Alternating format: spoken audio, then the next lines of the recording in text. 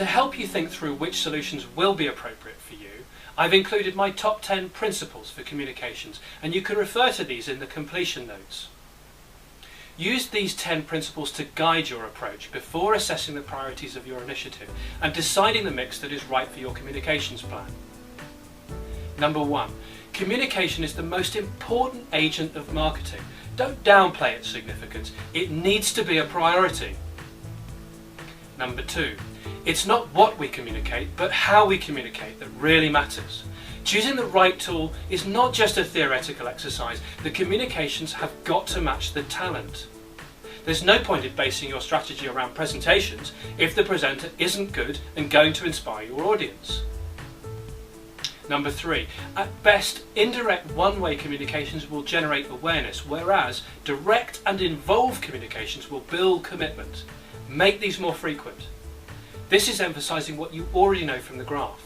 So if you mean business, you'll need to plan for plenty of participation and involvement with your target audience.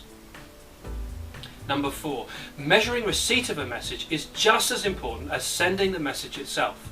It can be hard to measure awareness, understanding, acceptance or commitment. And I'll introduce you to other tools later on that will help you to do this. For now, just make sure you observe carefully and ask. Number 5.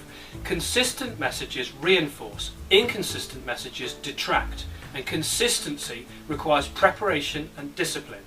This is related to point 2. Again, the secret to high impact communications is to keep your message simple and memorable. You should seek to reinforce the message in every way you can. There's no point saying one thing through one mechanism and then pushing a different message out through another. You'll only divide and confuse your audience. Number 6. Every stakeholder is the most important one. Care and attention always makes a difference and is what will set you apart. If you do work out how your communications should be targeted, try not to prioritize it too much. Often the biggest impact happens where you least expect it. And try to see it from their perspective too. I very much doubt that they think they are less important. So it doesn't help you to start with that mindset. Otherwise you'll pitch your communications all wrong. Number 7. Planning communications creates the unfortunate illusion for some of having control over events. Your plan won't guarantee success. It's good to have one, but don't overdo it.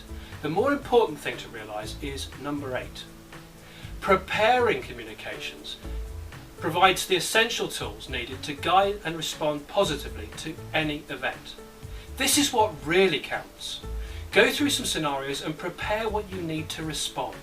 A little forethought can go a long way, as any crisis manager will tell you. Number 9. Bad news provokes curiosity, invites cynicism, and is easier to sell. So better to engage in a lead debate than have others do it for you. Try to take a lead from the famous Nike example, who showed that you could turn a negative into a virtue and take on the world. Who else has the same problem you do?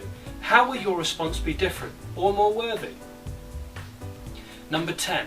Wherever possible, show, don't tell. And ask so what before your audience does. I've left the most important to last. This is huge and completely common sense, but it's worth emphasising because it is so important. Wherever possible, show people what you're wanting to get across. Even better, get them to interact. You are trying to create a memory that has a relationship to your company. You're not just trying to contribute to their understanding at your expense with nothing else beyond. The best way to keep checking that you are on track is to keep asking, so what? From the perspective of your target customer. You can't make everybody happy all of the time, but your communications must have a strong so what factor for the people you are trying to reach. These words might help you. I hear and I forget, I see and I remember, I do and I understand, I experience and I become.